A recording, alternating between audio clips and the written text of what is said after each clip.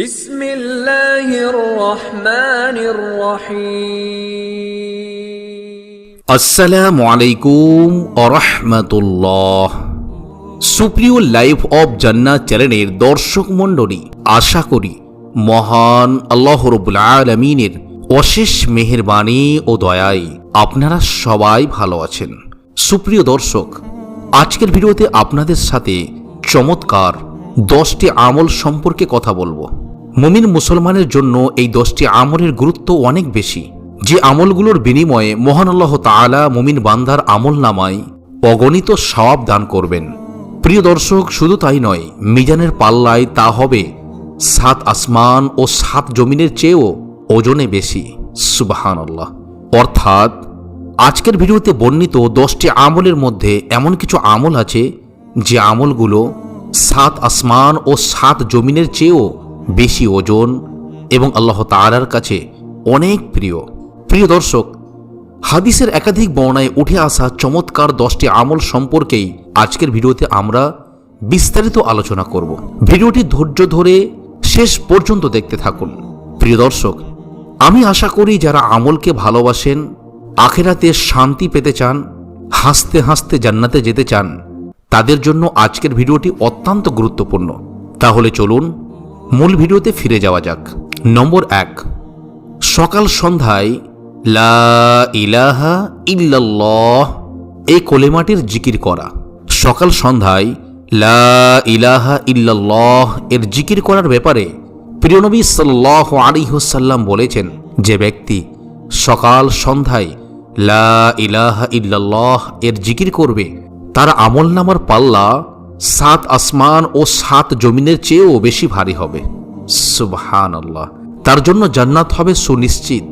হাদিস শরীফে আরও এসেছে, হযরত আব্দুল্লাহ ইবনে আমর ইবনে আস রাদিয়াল্লাহু তাআলা আনহু বর্ণনা করেন, রাসূলুল্লাহ সাল্লাল্লাহু আলাইহি ওয়াসাল্লাম বলেছেন, আল্লাহর নবী নূহ আলাইহিস সালাতু ওয়াস সালাম মৃত্যুর সময় তার ছেলেকে এ বলে ওসিয়ত করেছেন যে 2টি জিনিসের আমল করবে আর 2টি জিনিস থেকে বিরত থাকবে।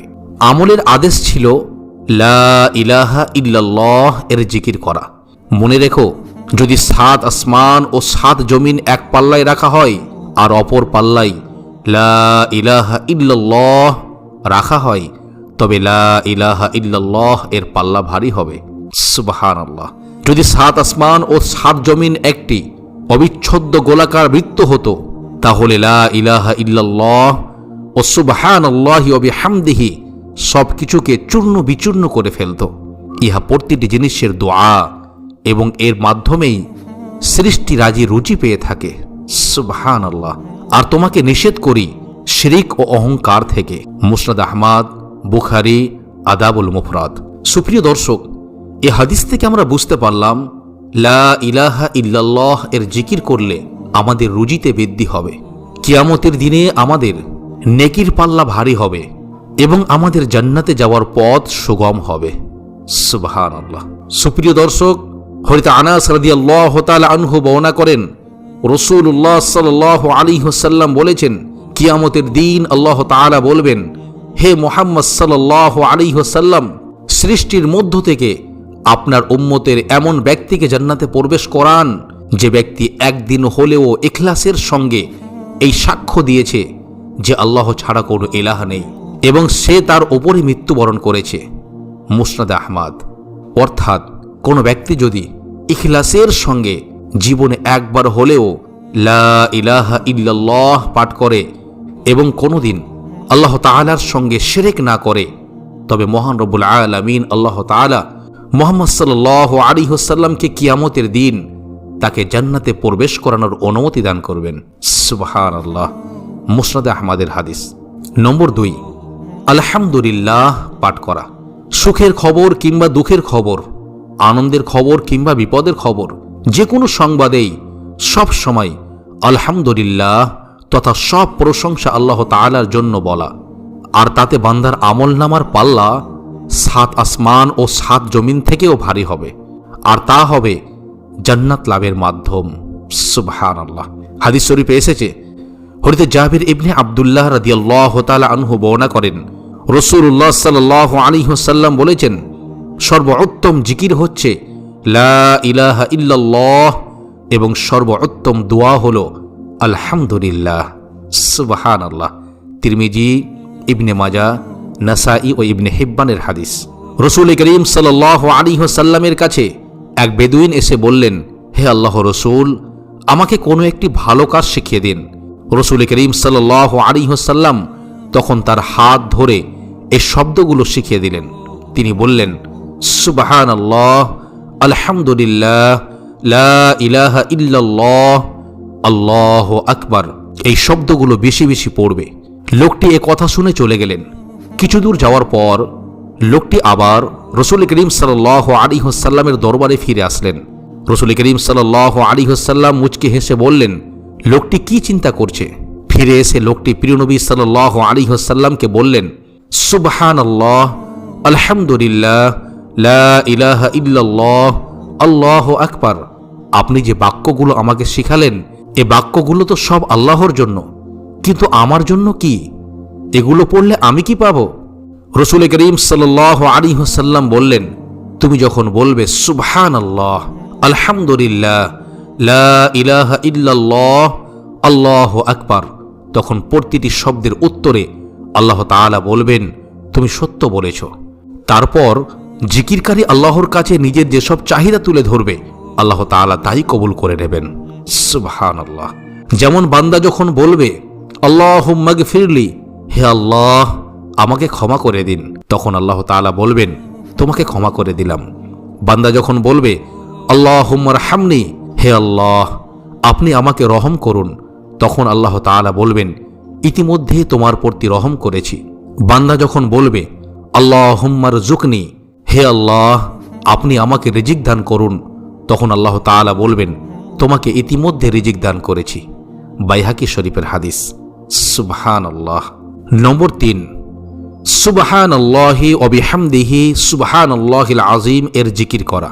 হাদিসের বিখ্যাত গ্রন্থ বুখারীর শেষ হাদিসে এই জিকির সম্পর্কে আলোচনা করা হয়েছে।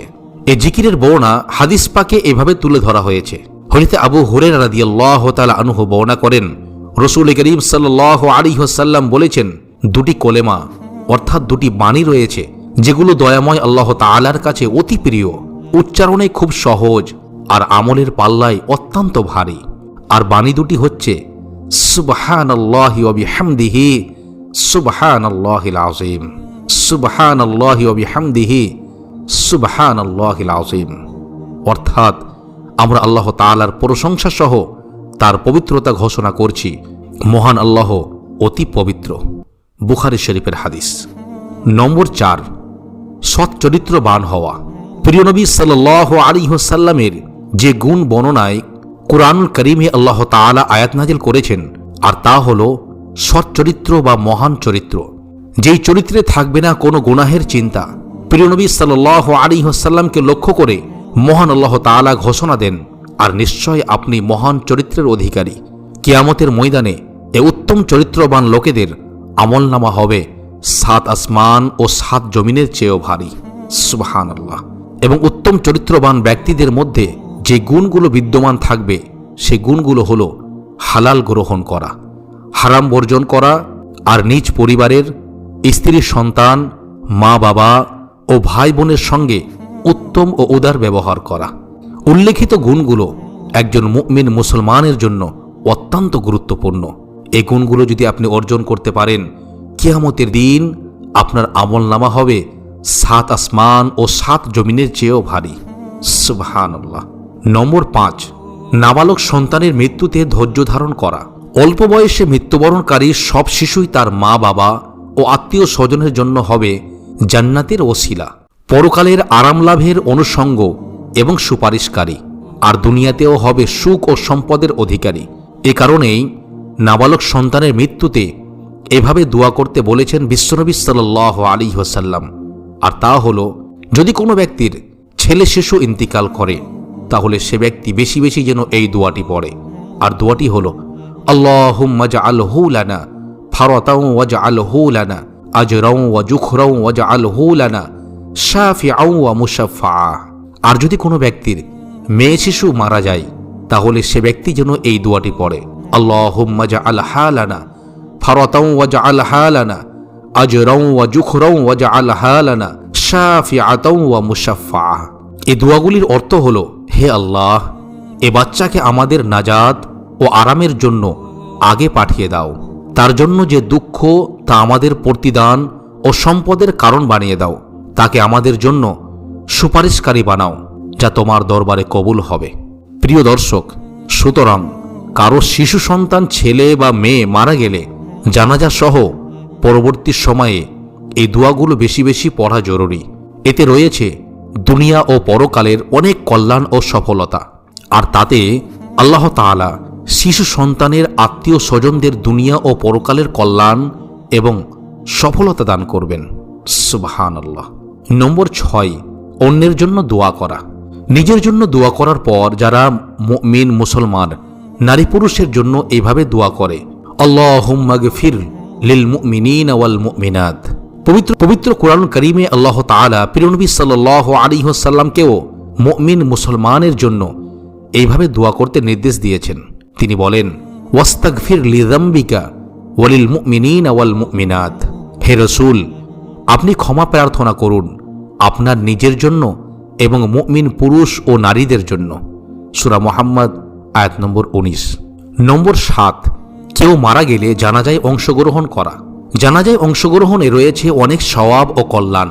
হাদিসের বর্ণনায় উঠে এসেছে, হযরত আবু হুরায়রা রাদিয়াল্লাহু তাআলা আনহু বর্ণনা করেন, নিশ্চয় আল্লাহ রাসূল সাল্লাল্লাহু আলাইহি ওয়াসাল্লাম বলেছেন, যে ব্যক্তি কোনো মৃত্যু মুসলিম ব্যক্তির জানাজায় ঈমানের সঙ্গে সওয়াবের আশায় শরিক হয় এবং জানাজা ও দাফন পর্যন্ত থাকে, ওই ব্যক্তি 2 কিরাত নেকি পাবে। আর প্রত্যেক কিরাত হচ্ছে উহুদ পাহাড়ের সমান। সুবহানাল্লাহ। অর্থাৎ কোনো ব্যক্তি যদি জানাজায় শরিক হয় এবং দাফন কাজ সম্পূর্ণ হওয়া পর্যন্ত উপস্থিত থাকে, সেই ব্যক্তিকে মহান আল্লাহ তাআলা 2 কিরাত নেকি দান করে থাকেন এবং 1 কিরাত পরিমাণ হচ্ছে একটি উহুদ পাহাড়ের সমান। সুবহানাল্লাহ। আর যে ব্যক্তি জানাজা পড়ে দাফনের আগে ফিরে যাবে, সে 1 কিরাত নেকি নিয়ে বাড়ি ফিরবে। বুখারী ও মুসলিম শরীফের হাদিস। নম্বর 8, সদকা করা। রাসূল করিম সাল্লাল্লাহু আলাইহি ওয়াসাল্লাম দান সদকা করার নির্দেশ দিয়েছেন। তাই একটি খেজুর কিংবা একটি খেজুরের গাছ হলেও, হাদিসে এসেছে রাসূল করিম সাল্লাল্লাহু আলাইহি ওয়াসাল্লাম বলেছেন, খেজুরের একটি অংশ দান করে হলেও তোমরা জাহান্নামের আগুন থেকে বেঁচে থাকার চেষ্টা করো। বুখারী ও মুসলিম শরীফের হাদিস। প্রিয় দর্শক, এই হাদিস থেকে বোঝা যায় যে কোনো ব্যক্তি যদি প্রতিদিনের মতো অল্পটুকু হলেও দান সদকা করে, তাহলে সে ব্যক্তিকে মহান রব্বুল আলামিন আল্লাহ তাআলা জাহান্নামের আগুন থেকে রক্ষা করবেন। সুবহানাল্লাহ। নম্বর 9, রাগ না করা। দুনিয়ার স্বার্থের ঊর্ধ্বে উঠে নিজেদের রাগ থেকে বিরত থাকা।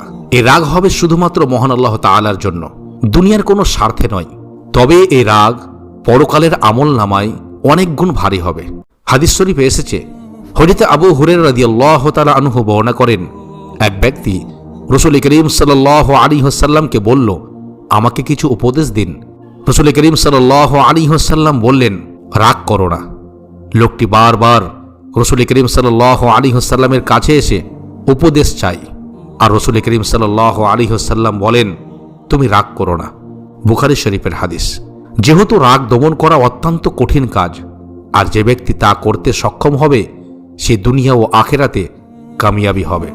রাগ দমনকারীদের প্রশংসায় মহান আল্লাহ তাআলা বলেন, যারা নিজেদের রাগকে সংবরণ করে আর মানুষের প্রতি ক্ষমা প্রদর্শন করে, তারাই হলো মুহসিন বা সৎকর্মশীল। মূলত আল্লাহ তাআলা সৎকর্মশীলদেরই ভালোবাসেন। সুবহানাল্লাহ। সূরা আলে ইমরান আয়াত নম্বর 134।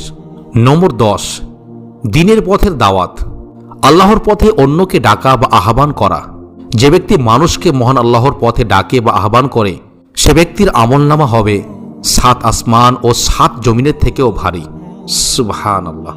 প্রিয় দর্শক মণ্ডলী, সুতরাং মুমিন মুসলমানের উচিত আজকের ভিডিওতে উল্লেখিত চমৎকার 10টি আমল যথাযথভাবে পালন করা। এর বিনিময়ে মহান আল্লাহ তাআলার কাছে দুনিয়ার সফলতা ও পরকালের চূড়ান্ত মুক্তির চেষ্টা করা। প্রিয় দর্শক, মহান রব্বুল আলামিন আল্লাহ তাআলা মুসলিম উম্মাহকে উল্লেখিত আমলগুলো যথাযথভাবে পালন করার মাধ্যমে দুনিয়া ও পরকালের কল্যাণ ও সফলতা লাভ করার তৌফিক দান করুন। আমিন।